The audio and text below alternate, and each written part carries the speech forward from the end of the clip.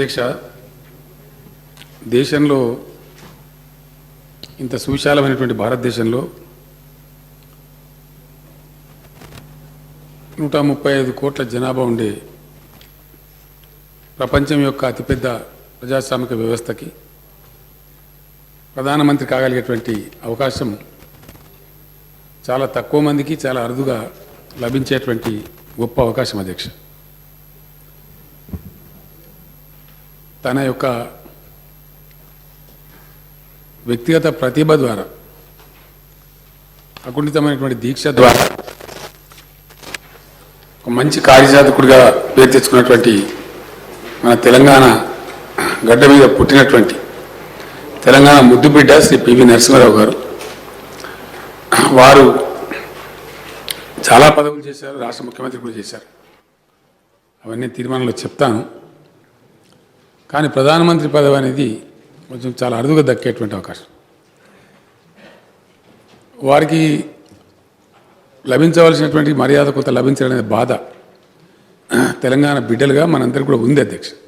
ఆ వెలితి ఉంది, అందులో సందేహం లేదు. సరే, దానికి బాధ్యులు ఎవరు, మంచివారు, చెడ్డవారు, ఆ మీమాంసలకు నేను వెళ్ళదలుచుకోలేదు. కానీ వారు శత జయంతి ఉత్సవాలు జరుగుతున్న సందర్భం ఇది. పివి మన టీవీ అని తెలంగాణ మొత్తం చెప్పుకుంటున్నటువంటి సందర్భం. ఈ సందర్భంలో కేంద్ర ప్రభుత్వాన్ని వారికి భారతరత్న బిరుదు ప్రదానం చేయాలని చెప్పి డిమాండ్ చేస్తూ తీర్మానం తమ అనుమతి అధ్యక్ష. అపార రాజనీతిజ్ఞతకు పర్యాయ పదంగా నిలిచిన మేధో సంపన్నుడు, బహుముఖ ప్రజ్ఞాశాలి, బహుభాషా కోవిదుడు శ్రీ పివి నరసింహారావు నూతన ఆర్థిక సంస్కరణలు ప్రవేశపెట్టి సంపన్న భారతదేశం రూపొందడానికి బాటలు నిర్మించిన అసాధారణ నేతగా, స్థితప్రజ్ఞుడిగా ఆయన చిరకీర్తిని పొందారు. భారత పూర్వ ప్రధాని శ్రీ పివి నరసింహారావు గారి శత జయంతి దేశ చరిత్రలో ఒక విశిష్ట సందర్భం.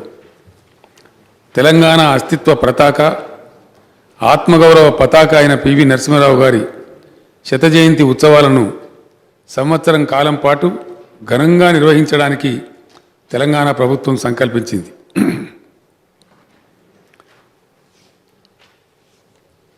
20వ సంవత్సరం జూన్ 28వ తేదీన పివి జ్ఞానభూమిలో ఘనంగా ప్రారంభోత్సవాన్ని నిర్వహించింది. ఈ శత జయంతి ఉత్సవాల నిర్వహణ ద్వారా పివి నరసింహారావు గారు దేశానికి చేసిన సేవలను ప్రజలందరూ ఉజ్వలంగా స్మరించుకునేలా చేయాలని తెలంగాణ ప్రభుత్వం ఆశిస్తున్నది. ఈరోజు ప్రపంచంలో అత్యంత వేగంగా అభివృద్ధి చెందుతున్న దేశాలలో ఒకటిగా భారతదేశం నిలవడానికి, ప్రపంచంలో అతిపెద్ద ఆర్థిక వ్యవస్థలలో ఒకటిగా భారతదేశం పురోగమించడానికి మూల కారకుడు శ్రీ పివి నరసింహారావు. దేశ ప్రధాని పదవిని అధిష్ఠించిన మొట్టమొదటి దక్షిణ భారతీయుడిగా, తెలంగాణ ముద్దుబిడ్డడిగా చరిత్ర సృష్టించిన ఘనుడు శ్రీ పివి నరసింహారావు. అందుకే ఇది పివి మన టీవీ అని తెలంగాణ సగర్వంగా చాటుకుంటున్న సందర్భం. ఆధునిక భారతదేశ చరిత్రను మలుపు తిప్పిన నాయకులు ఇద్దరు అధ్యక్ష. ఒకరు స్వాతంత్రానంతర తొలి రోజులలో నవీన భారత నిర్మాత, మోడర్న్ ఇండియా బిల్డర్ కింద శ్రీ జవహర్లాల్ నెహ్రూ గారు, రెండవ వారు గ్లోబల్ ఇండియా నిర్మాతగా శ్రీ పివి నరసింహారావు గారు చరిత్రలో ప్రసిద్ధిగాంచిన విషయం అందరికీ తెలుసు అధ్యక్ష.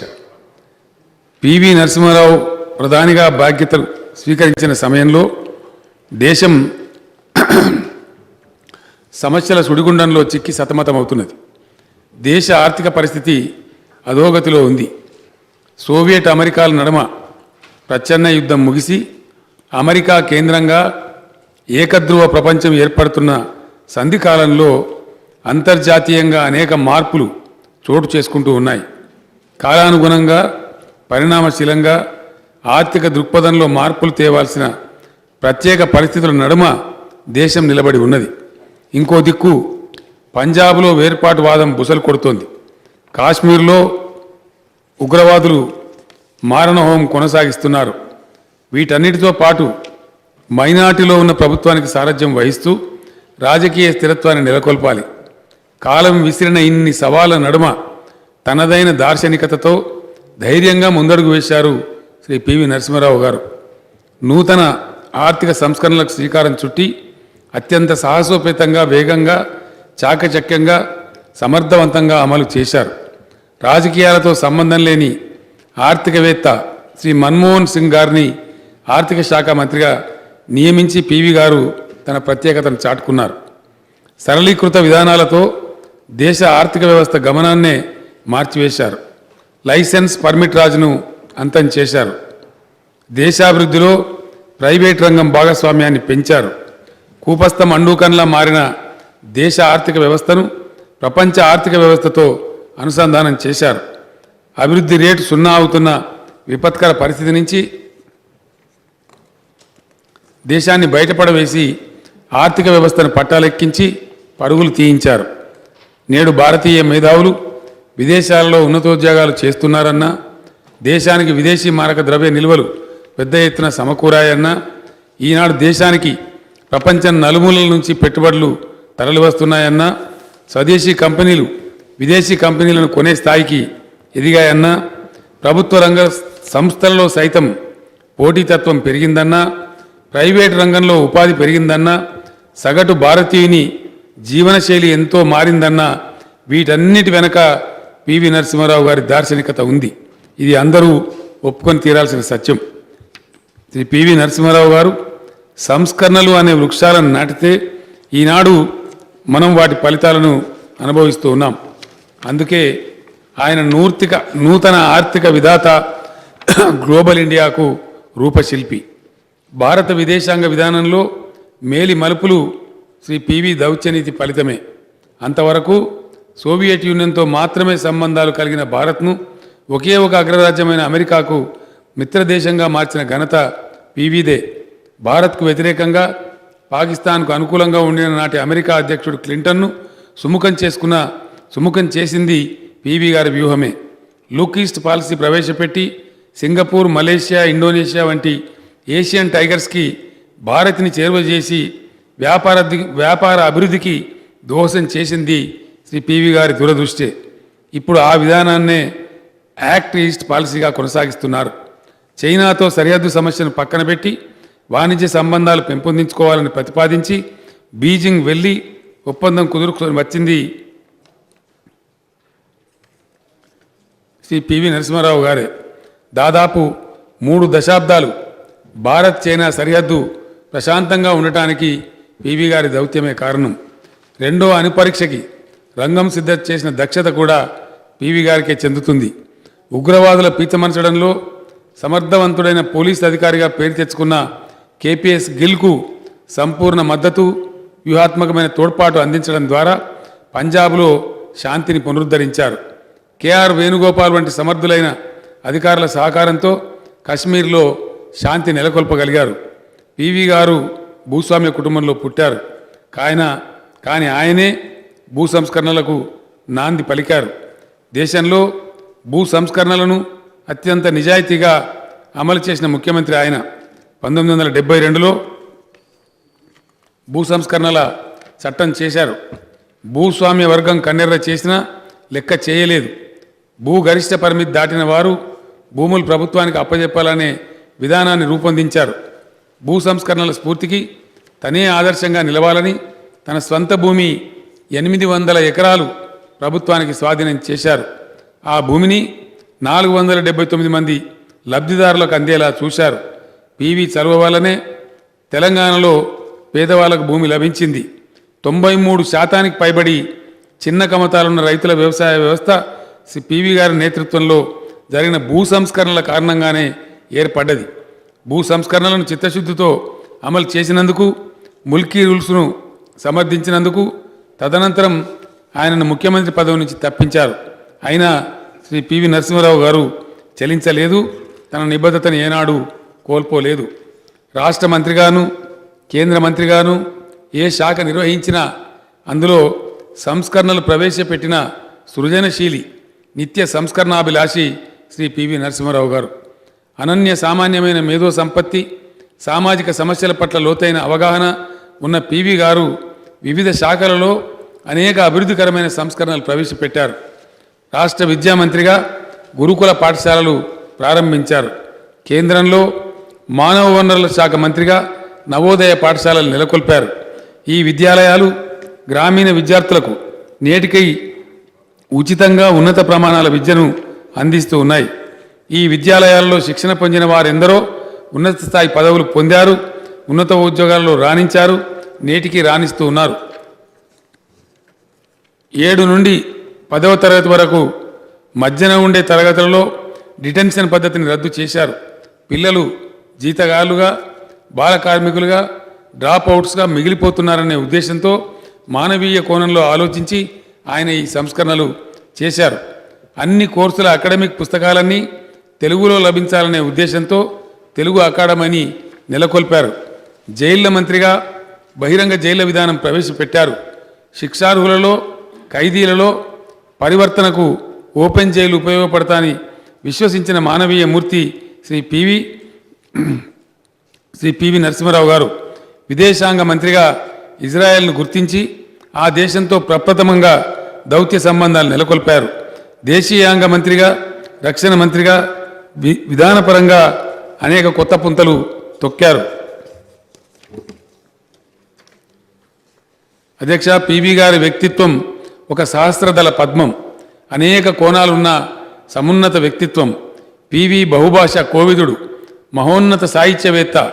బాలగంగాధర్ తిలక్, పండిత గోవింద వల్లం పంత్, కెఎం మున్షి, జవహర్లాల్ నెహ్రూ వంటి వారి సరసన లెక్కించదగిన అఖండమైన పాండిత్యం ఉన్నవాడు. తెలుగు, సంస్కృతం, మరాఠీ, కన్నడం, ఉర్దూ, పర్షియన్ మొదలైన భారతీయ భాషలతో పాటు ఇంగ్లీషు, ఫ్రెంచ్ వంటి విదేశీ భాషలలో కూడా అనర్గళంగా ప్రసంగించగలిగిన మహాపండితుడు. రాజకీయాలలో మునిగి తేలుతూనే కవి సామ్రాట్ శ్రీ విశ్వనాథ సత్యనారాయణ గారు రచించిన 1000 పడగలు అనే బృహన్నవలను హిందీ భాషలోకి సహస్ర ఫన్ పేరుతో అనుసృజించారు. అందరూ 1000 పడగల నవలకు పివి గారు చేసింది అనువాదం అనుకుంటారు, కానీ అది అనుసృజన అని స్వయంగా విశ్వనాథ సత్యనారాయణ గారే పేర్కొన్నారు. 1000 పడగల నవల అనేక పాత్రలు, సన్నివేశాలతో ఒక ఇతిహాసం వలె ఉంటుంది. క్లిష్టతరమైన ఈ నవలను పివి అనుసృజన చేసిన తీరు చూస్తే హిందీ నుంచి తెలుగులోకి నేను అనువాదం చేశానా అనేంత గొప్పగా ఉన్నదని విశ్వనాథ సత్యనారాయణ గారు అంతటి వారు అంతగా ప్రశంసించారంటే పివి గారి పాండిత్యం ఎంత గొప్పదో అర్థం చేసుకోవచ్చు. 1000 పడగల నవలను బ్రిటిష్ సామ్రాజ్యవాదం మీద తిరుగుబాటుగా శ్రీ పివి గారు అభివర్ణించారు. అబలా జీవితం అనే మరాఠీ నవలను తెలుగులోకి అనువాదం చేశారు. తెలంగాణ సాయుధ పోరాటంలో తన అనుభవాలకు అక్షర రూపాన్ని ఇస్తూ గొల్లరామవ్వ అనే అత్యద్భుతమైన కథ వారు స్వయంగా రాశారు. ఈ కథలో ఆనాడు తెలంగాణలో రామవ్వ వంటి సామాన్యులు చేసిన త్యాగాలను గొప్పగా చిత్రించారు. ఇంకా ఎన్నో కథలు, పద్యాలు, గేయాలు, నవలికలు రాశారు. ఆయన ఉపన్యాసాలలో భాషా సాహిత్య పరిమళాలు గుబారించేవి. ఆయన అసమాన పాండిత్యం అద్భుత తేజస్సుతో ప్రకాశించేది. విశ్వనాథ సత్యనారాయణ గారికి, డాక్టర్ సి నారాయణ రెడ్డి గారికి జ్ఞానపీఠ పురస్కారాలు లభించడం వెనుక, కాళోజీ నారాయణరావు గారికి పద్మవిభూషణ్ బిరుదు రావడం వెనుక పివి గారి కృషి దాగి ఉంది. మన వాళ్ళ ప్రతిభ జాతీయ స్థాయిలో వెలుగులోకి రావడానికి శ్రీ పివి గారే వారధి అయ్యారు. ఒక చిన్న గ్రామంలో పుట్టి విద్యార్థి దశలోనే నిజాం రాజుకు వ్యతిరేకంగా ఉద్యమం చేసినందుకు విశ్వవిద్యాలయం నుంచి బహిష్కరణ చేసినా కూడా పివి గారు వెరవలేదు. పొరుగు రాష్ట్రమైన మహారాష్ట్ర వెళ్ళి నాగ్పూర్, పూణేలో ఇంటర్, బిఎస్సి, లా డిగ్రీలలో అత్యున్నత శ్రేణిలో ఉత్తీర్ణుడయ్యారు. ఆనాడు ప్రముఖ న్యాయవాది, గొప్ప రాజకీయవేత్త అయిన బూరుగుల రామకృష్ణరావు గారి దగ్గర జూనియర్ లాయర్గా ప్రాక్టీస్ మొదలుపెట్టినప్పటికీ పివి గారు పత్రికా సంపాదకత్వం పట్ల, రామానంద తీర్థ నాయకత్వంలోని స్వతంత్ర పోరాటం పట్లనే మొగ్గు చూపించారు. అద్భుతమైన గ్రహణ ధారణ శక్తి పివి సొంతం. పేదల పట్ల సానుభూతి, ప్రయోగశీలత, పార్టీ పట్ల, ఆదర్శాల పట్ల అంకిత భావంతో పివి గారు రాజకీయ ప్రస్థానం సాగించారు. గాంధీ, నెహ్రూల పట్ల ఆరాధనా భావం, అసమాన పాండిత్యం, అసాధారణమైన అభివ్యక్తి, సృజనశీలం ఆయనను ఉన్నత పథంలో నడిపించాయి. ఎన్నో శిఖరాలు ఎక్కించాయి. 1991లో ఎన్నికలలో పోటీ చేయకుండా హైదరాబాద్ తిరిగి రావడానికి సిద్ధంగా ఉండిన పివి గారు రాజీవ్ గాంధీ గారి దారుణ హత్యానంతరం అఖిల భారత్ కాంగ్రెస్ పార్టీ అధ్యక్షులై దేశ ప్రధానిగా సర్వోన్నతమైన పదవిని అధిష్ఠించారు. ప్రధానిగా భారతదేశాన్ని ప్రపంచ పరిణామాలకు అనుగుణంగా తీర్చిదిద్దడంలో అసమానమైన ప్రతిభతో పాటు విమర్శలకు వెరవని సాహసాన్ని ప్రదర్శించారు. అటువంటి మహనీయుడికి, తెలంగాణ ముద్దుబిడ్డకు, ప్రపంచ మేధావికి, బహుభాషావేత్తకు, అపర చాణక్యుడికి, ప్రగతిశీలికి, సంపన్న భారత నిర్మాతకు, జాతి రత్నమై బాసిలిన నాయకునికి మరణానంతరం భారతరత్న పురస్కారం ఇచ్చి భారత జాతి తనను తాను గౌరవించుకోవాలి. ఇప్పటికే ఆలస్యం అయింది.